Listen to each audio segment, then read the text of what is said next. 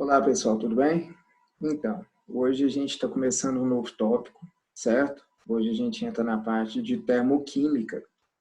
Então, eu vou fragmentar um pouco essas aulas, né? Porque é um conteúdo extenso, no qual tem a parte da introdução e, além disso, a gente tem as várias formas de cálculos para a gente determinar a entalpia de reação, né, de algum processo físico, enfim, certo?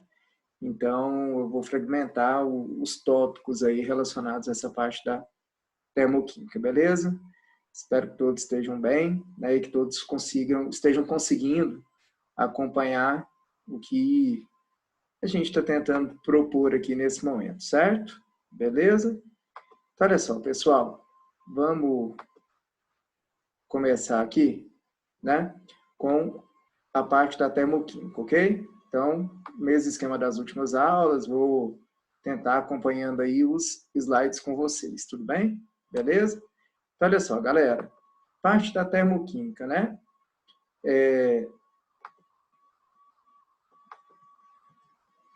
Definição de termoquímica, olha só. Termoquímica é a parte da química que estuda a variação do calor de um sistema devido à ocorrência de uma reação química, né? Então, quando se tem reações químicas, ocorre variação de energia. E a termoquímica estuda a variação de energia relacionada a quê? Ao calor, ok? Então, toda reação química absorve ou libera calor.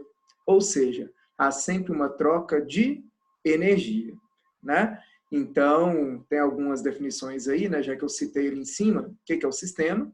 É a parte do universo que está sob observação, né? E o meio ambiente ou vizinhanças, tudo que está em volta do sistema, certo? Então, o que a gente vai trabalhar aqui? A gente vai trabalhar as variações de calor envolvidas em processos físicos ou químicos, né? Dependendo do processo que a gente está analisando, ok? Como eu citei calor, é sempre bom relembrar vocês a diferença de calor e temperatura, né? São duas situações que vocês não podem mais confundir. Então, se alguém tem dúvida em relação a isso, não pode mais, né? Então, o que é calor? O calor é uma forma de energia em trânsito, que passa de um corpo quente, que é aquele corpo de maior temperatura, em direção a um outro corpo frio, que é um corpo de menor temperatura, certo? Já a temperatura é o quê? É grau de agitação das partículas, das moléculas, ok? Então, eu sempre gosto de dar um exemplo seguinte. Imagine que você fique um tempo com a sua mão direita dentro de um balde com água quente, morna quente, né? E a sua mão esquerda num outro balde, com um balde de água gelada, certo? Aí você pega um terceiro balde que tem água da torneira, água natural. Se você tirar a sua mão, que estava no balde da água quente, e colocar na água da torneira, você vai sentir essa água fria. Por quê? Sua mão está mais quente do que a água da torneira, né? Então, sua mão vai liberar calor para a água da torneira, porque calor é uma energia em trânsito. Quando você tira a sua mão que estava no balde d'água gelada e coloca no balde d'água da torneira, você vai sentir essa água o quê? Quente, porque essa água está com a temperatura maior do que a sua mão. Então, essa água vai liberar calor para a sua mão, certo? Então, calor e temperatura são duas coisas distintas, são duas coisas diferentes que vocês não podem mais confundir isso daí, tudo bem? Beleza? Então, vamos lá. Quando a gente fala da termoquímica, a gente fala de dois processos importantíssimos. Gente, não pode errar essas duas situações. O que é um processo endotérmico e o que é um processo exotérmico, né? Processos endotérmicos são processos que ocorrem com absorção de energia, independente se esse processo é uma transformação física ou química, né? Olha o exemplo que eu estou pondo aí para vocês. Água líquida se transformando em água na forma de vapor, processo físico endotérmico. Todo mundo concorda que para a água líquida passar para a forma de vapor precisa-se de absorver calor, precisa-se de absorver energia? Então, se você quer ferver água, o que você faz? Você pega esse balde, recipiente com água e coloca lá no fogo, certo? Para quê? Para essa água poder absorver calor e ferver, não é isso? Então, toda vez que algo absorve calor, a gente diz que esse processo é um processo endotérmico, ok? Já um processo exotérmico é um processo que ocorre com o quê? Com liberação de calor, liberação de energia. Olha o exemplo que eu pus para você de um processo físico também. Água líquida se transformando em água sólida. Quando a gente quer fazer gelo, o que a gente faz? Não pega a água líquida e coloca no congelador? Por quê? A água líquida está mais quente do que o congelador. E o que a gente acabou de ver ali no slide anterior? O que é o calor? Calor é uma energia em trânsito, que passa do corpo mais quente para o mais frio. Como a água líquida está mais quente do que o congelador, o que ela faz? Ela libera calor para o meio. Por isso que é um processo exotérmico, um processo que está ocorrendo com liberação de energia, liberação de calor, ok? Então, extremamente importante você lembrar o que é um processo endotérmico e o que é um processo exotérmico, tudo bem? Como a gente está trabalhando com a parte da termoquímica, é muito importante passar para vocês esses conceitos iniciais, né? Calor, temperatura, processo endotérmico, exotérmico e entalpia, né? Galera, o que é entalpia? A entalpia, ela equivale à quantidade de energia que cada substância possui. Toda substância possui um conteúdo energético, certo? Então, por exemplo, quando você queima a madeira, né? Se você está queimando a madeira, está ocorrendo liberação de energia. Quem está liberando energia? A madeira. Ou seja, existe um conteúdo energético dentro dela. Esse conteúdo energético é o que a gente chama de entalpia, ok?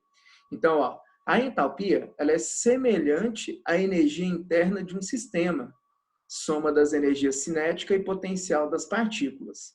Não podemos calcular o valor exato da entalpia de um sistema, mas podemos calcular o quê? A variação de entalpia, ΔH, de uma transformação física ou química. E é isso que a gente vai fundamentar no estudo aqui da termoquímica dentro do ensino médio. Esse cálculo de ΔH, de variação de entalpia de processos endotérmicos, de transformações físicas ou transformações químicas, para a gente descobrir se são processos endotérmicos ou processos o quê? Exotérmicos, certo? A variação de entalpia, ΔH, é a medida da quantidade de calor liberada ou absorvida em uma transformação física ou química, à pressão constante. Portanto, essa é a formulazinha que você vai usar. É a única fórmula que você vai usar aqui dentro, certo? ΔH, toda variação, né? O final menos inicial, num processo químico. Quem que é o início? Reagente. Quem que é final? Né? Produto. Então, como toda variação é final menos inicial, o que a gente pode afirmar? Que o ΔH, ou seja, a variação de entalpia, é a entalpia dos produtos menos a entalpia dos reagentes. É assim que a gente vai calcular a variação de entalpia de um sistema, ok? Então, essa é a formulazinha que eu vou passar para vocês, a única fórmula que a gente vai utilizar dentro dessa parte da termoquímica aí, certo? Beleza? Galera, relações entre tipos de processos e ΔH, né? Então, falei para vocês sobre processos endotérmicos e exotérmicos. E eu consigo saber se um processo é endotérmico ou exotérmico fazendo a relação com ΔH. Então, processos endotérmicos, o que eu passei para vocês? Processos que ocorrem com a absorção de calor, né? Então, tá aí, ó, o reagente A está reagindo com o reagente B, absorvendo, ganhando calor, se transformando nos produtos C mais D, ok? Então, olha só, estou te mostrando esse gráfico, e toda vez que você vê um gráfico assim, vai estar relacionado a gráficos de processos endotérmicos. Então, a gente está começando com reagente, lá embaixo, certo? E esse reagente está se transformando num produto que está o quê? Com uma entalpia, com conteúdo energético maior. Então, para o reagente se transformar em produto, nesse exemplo do gráfico, o que ele fez?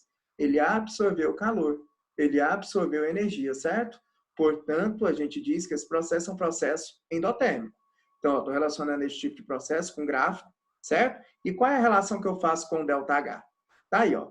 Nesse exemplo, como a entalpia dos produtos é maior do que a entalpia dos reagentes, e levando em consideração a fórmula que eu acabei de passar para vocês, ΔH é a entalpia dos produtos menos a entalpia dos reagentes, o que a gente pode afirmar?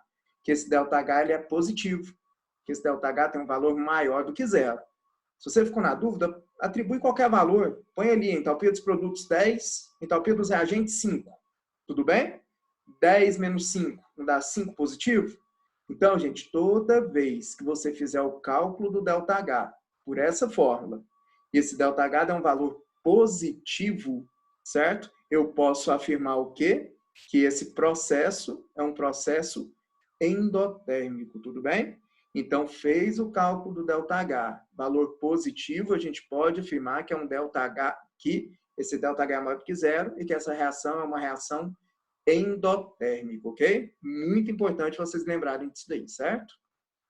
Olha só, detalhe que vocês confundem muito e não pode confundir mais. Olha só esse primeiro processo químico que eu pus aí para você, né? CaCO3 se transformando em CaO mais CO2. ΔH igual a mais 188 kJ. ΔH não é positivo? Então, pronto. O que você pode afirmar? Que esse processo químico é um processo endotérmico, ok? Só que a gente pode trabalhar essa situação de outras maneiras. Olha só como que eu escrevi a mesma reação ali embaixo. CaCO3 mais 188 kJ. O que eu estou querendo te mostrar? Que o reagente está absorvendo essa energia para se transformar em CaO mais CO2. Então, toda vez que você vê esse valor, né, da entalpia positiva antes da seta, você pode afirmar que esse processo é um processo endotérmico. Se ele vem positivo antes da seta, ele pode vir o quê? Negativo depois da seta. Então, a última reação equivale às outras duas que eu passei para vocês. Ó. CaCO3 pode se transformar em quê? Em CaO mais CO2 menos 188 kJ. Então, gente, toma muito cuidado. ΔH positivo é endotérmico. Acabou. Beleza. Mas esse valor da entalpia pode vir dentro da reação. Se vir positivo do lado dos reagentes ou negativo do lado dos produtos, indica também que esse processo é um processo endotérmico. Cuidado, presta atenção, não pode errar isso daí, tá bom? Beleza? Ó, processos exotérmicos. O que a gente viu? São processos que ocorrem com liberação de energia. Tá aí um processo exotérmico geral, né? A mais B formando C mais D, liberando, produzindo o quê? Calor, certo? Então, gente, nesses processos exotérmicos, olha só o gráfico, né? O reagente tinha muita energia e aí ele perdeu energia, ele liberou energia. No final do processo, a gente tem menos energia do que no início, certo? Então, em gráficos desse tipo, né, a gente diz que esse processo é um processo exotérmico, ok? Então, lembra? ΔH na entalpia dos produtos menos entalpia dos reagentes? Substitui os valores ali pelo valor que você quiser. Então, imagina que o reagente é 10, que o reagente está em cima, certo? E que o produto é 5, porque ele está mais embaixo, de acordo com o gráfico, ok? Então, ΔH vai ser o quê? 5, que é a entalpia do produto, menos 10, que é a entalpia dos reagentes. 5 menos 10 não dá menos 5? Então, gente, toda vez que a entalpia dos produtos for menor do que a entalpia dos reagentes, o nosso ΔH vai ter sempre valor negativo. Vai ter sempre valor menor do que zero, certo? Se o ΔH é menor do que zero, se o ΔH é negativo, eu posso afirmar que essa reação, esse processo, é um processo exotérmico, ok? Então, não esquece disso. Toda vez que o ΔH for menor do que zero, ΔH negativo indica para a gente que esse processo é um processo exotérmico, ok? Aí eu estou colocando como isso pode vir numa prova de vestibular. Olha só o primeiro exemplo. Está bem claro. ΔH negativo. Né? Então, nesse processo químico aí, na combustão, na queima do metano, né? Toda queima, toda combustão, processo exotérmico. Toda queima ocorre com liberação de calor, ok? Então, a gente está vendo que o ΔH é igual a menos 12 quilocalorias. Então, eu posso afirmar que esse processo é um processo exotérmico, ok? Só que, em vez de ele trazer ΔH igual a menos tanto, ele pode fazer o quê? Ele pode trazer esse valor da entalpia dentro da reação. E aí você tem que analisar de maneira diferente. A segunda reação está indicando a mesma coisa que a primeira. Ó, CH4 mais 2O2 estão produzindo CO2 mais duas águas liberando 212 quilocalorias de energia. Toda vez que você vê mais a energia do lado dos produtos, indica que esse processo é um processo exotérmico. Essas duas reações indicam a mesma coisa, certo?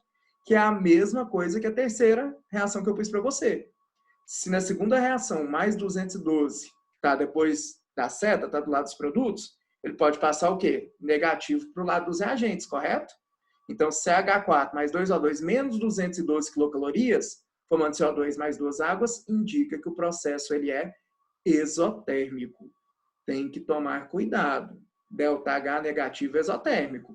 Agora, se esse valor vier dentro da reação, você tem que analisar. Se está antes ou depois da seta, se está positivo ou negativo, ok? Muito cuidado para você não cair nenhum peguinha em algum vestibular que você faça por aí, tudo bem? Beleza?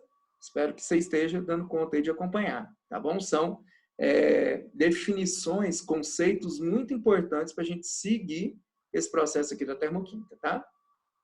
Uma observação importante. Se você observar, lá no processo endotérmico eu usei quilojoule. Agora, nesse processo exotérmico eu usei quilocaloria, certo? Então, é importante você lembrar como é que a gente faz essa transformação, né? Vocês usam isso muito na física. Então, observação. A unidade de energia no sistema internacional é o joule. E a outra unidade muito comum é a caloria. Então, sim, algum exercício é mais difícil, mas caso você precise de transformar de calorias para joule, pois é para você, ó. Uma caloria é a mesma coisa que 4,18 joules. Então, se você tem um valor em caloria que quer passar para joule, só multiplicar por 4,18, ok? E uma quilocaloria, óbvio, é a mesma coisa que 4,18 quilojoule, tudo bem? Então, é uma transformaçãozinha que vocês usam muito na física, menos aqui na química, mas não custa nada passar aí para vocês, tudo bem? Beleza? Então, vamos continuar. Galera, fatores que afetam as entalpias das reações, né? Então, quando a gente vai calcular a entalpia de um processo, ok? Existem alguns fatores que alteram, que interferem nesse cálculo. E é isso que eu quero passar para vocês, tudo bem? Então, a variação de entalpia de um processo depende dos seguintes fatores: estado físico e alotrópico de reagentes e produtos, quantidade de matéria de reagentes e produtos, temperatura e pressão na qual foi realizada a medição do ΔH. Então, como é que ocorre, como é que esses fatores afetam as entalpias das reações? É isso que eu quero mostrar para vocês, tá? Influência do estado físico dos participantes. Olha só o que eu estou colocando aí do lado do gráfico para você. Entalpia a gente representa pela letra H, certo? Então, ó, entalpia do estado gasoso, ela é sempre maior do que a entalpia do estado líquido, que é maior do que a entalpia do estado sólido. Entalpia não tem a ver com a energia que cada sistema possui. Se você pensar no estado gasoso, as moléculas não têm uma maior energia cinética, pessoal. Elas não têm uma maior movimentação. Então, o conteúdo energético no estado gasoso é maior do que no líquido.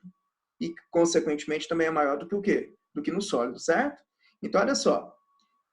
Olha no início do gráfico aí, né? Entalpia zero. Hidrogênio mais meio de O2, tudo bem?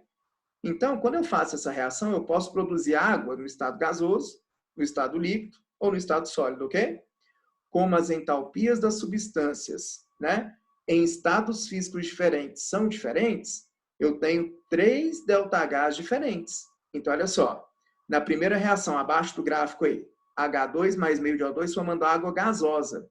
O ΔH dessa reação foi de quanto? Menos 242 kJ por mol. Por quê? Entalpia, ΔH, não é a entalpia dos produtos, menos dos reagentes. A entalpia da água gasosa, menos 242. E a entalpia dos reagentes é zero. Então, menos 242, tá vendo? Quando eu quero formar água líquida, o ΔH dessa reação já é quanto? Menos 286. Então, para eu formar água líquida, eu libero mais energia, tá vendo? E quando eu quero formar a água sólida, certo? Ela tem um conteúdo energético menor ainda. Então, para formar água sólida, o ΔH é menos 293, ou seja, ocorre a liberação de 293 quilojoules de quê? De energia. Tudo bem? Então, tá vendo? De acordo com o estado físico da substância, a gente tem entalpias o quê? Diferentes. Porque os conteúdos energéticos no estado gasoso, no estado líquido e no estado sólido são o quê? São diferentes, tudo bem? Beleza? Então, estado físico influencia na questão do cálculo do ΔH, certo? A influência do estado alotrópico dos participantes. Gente, o que é alotropia? Você aprende dentro da química geral, né? Alotropia tem a ver com substâncias simples diferentes, formadas pelo mesmo elemento químico, certo? Então, olha só. As fórmulas alotrópicas de cada elemento não possuem o mesmo conteúdo energético, ou seja, não possuem a mesma entalpia. A fórmula alotrópica mais estável é aquela que tem menor entalpia de cada elemento, é aquela que é a mais abundante na natureza. Então, por exemplo, existem dois tipos, né? Duas substâncias simples formadas pelo elemento oxigênio.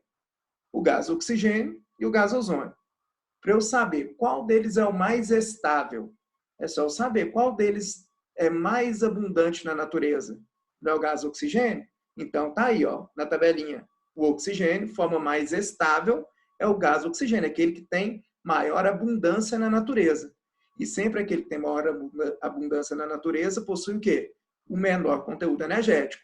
Né? Lembra que na natureza tudo tem a tendência a ter a menor energia possível. Tudo bem? Fósforo. Você tem o fósforo vermelho e o fósforo branco. O fósforo vermelho ele é mais estável, ele tem maior ocorrência na natureza, consequentemente menor entalpia. Você tem o enxofre rômbico e o monoclínico. O enxofre rômbico é o mais estável, o que tem menor entalpia, o que ocorre em maior quantidade na natureza. E o carbono. Você tem carbono grafite, carbono diamante, certo? Fulerenos, grafenos. O carbono grafite é a forma mais estável do carbono, aquela que ocorre em maior quantidade na natureza. Então, a gente pode afirmar que é aquela que tem menor conteúdo energético, menor entalpia, tudo bem? Então, o estado alotrópico da substância, ele também influencia no cálculo do ΔH, porque alótropos, apesar de serem formados pelo mesmo elemento químico, possuem conteúdos energéticos diferentes. Então, quando você vai fazer a reação química, vai ter o quê? Vai ter diferença no cálculo por causa do valor do conteúdo energético de cada uma dessas substâncias. Tudo bem? Beleza? Quantidade de matéria dos reagentes. Isso é fundamental. Você tem que entender isso. Muitas vezes, tem várias questões de vestibular que trabalham com esse aspecto aí, né? A variação de entalpia de um processo é diretamente proporcional à quantidade de matéria, número de mol, dos reagentes. Sendo assim, nos cálculos da quantidade de calor liberado ou absorvido em um processo, utilizaremos como ferramenta matemática a regra de 3. A partir do momento que você calculou o ΔH de uma reação, certo? Qualquer alteração na proporção, né? Então, por exemplo, se você dobrar a quantidade dos reagentes e, consequentemente, dos produtos, o ΔH tem que ser dobrado. Se você triplicar, o ΔH tem que ser triplicado. E assim o quê? Sucessivamente. Então, qualquer alteração que você faça na reação, você também vai fazer no ΔH. Vamos ver se você entende isso que eu falei. Olha só, a primeira reação. 2H2 gasoso, reagindo com 1O2 gasoso, produzindo duas águas, né?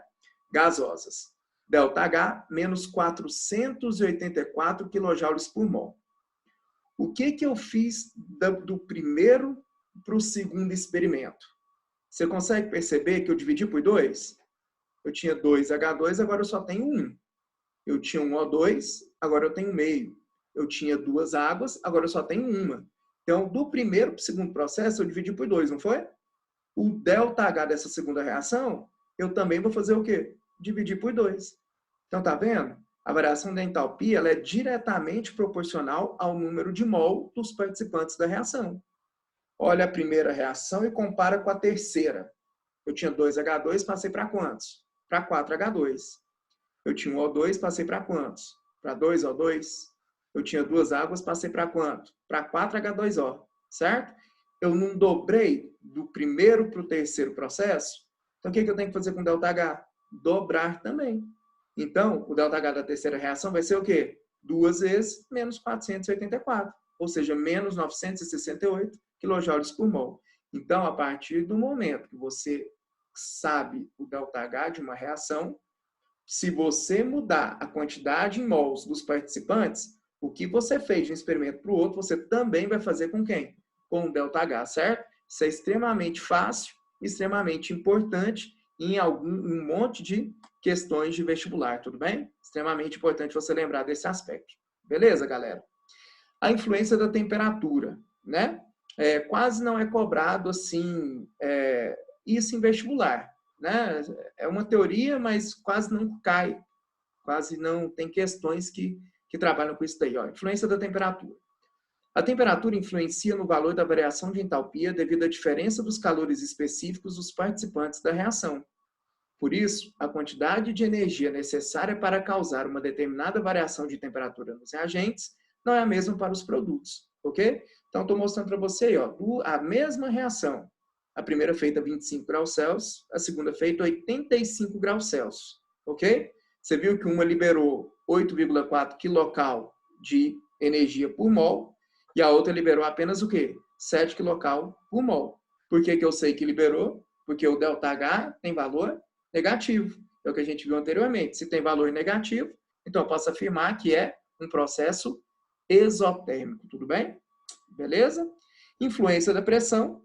A influência da pressão na variação de entalpia é mínima para sistemas gasosos e desprezível para sistemas sólidos e líquidos. Ou seja, gente, a pressão praticamente não vai interferir em nada, né? No entanto, a pressão pode influenciar a variação de entalpia de modo indireto, pois o estado físico dos participantes depende da pressão. A única, né, alteração que a pressão pode causar no cálculo de ΔH é isso. Dependendo do tanto que você alterar a pressão, pode-se mudar o estado físico da substância. E a partir do momento que muda-se o estado físico, também muda-se o quê? O cálculo de ΔH. Beleza? Equações termoquímicas. Então, gente, essa parte de equações termoquímicas vai ser o nosso próximo tópico. Tudo bem? Então, eu vou parar a nossa aula aqui, certo? Para você lembrar, para você poder estudar essa partezinha, tudo bem? Teórica. E a nossa próxima aula, eu começo a partir daqui, dessa parte de equações termoquímicas, para a gente trabalhar com o cálculo de ΔH, né? E poder ver algumas outras formas da gente fazer o cálculo desse ΔH aí, certo? Valeu, galera. Então é isso. Valeu. Vamos dar uma estudada, vamos estudando, vamos acompanhando, certo? E qualquer dúvida, vai mandando aí na plataforma, tudo bem? Valeu, galera. Um abraço a todos.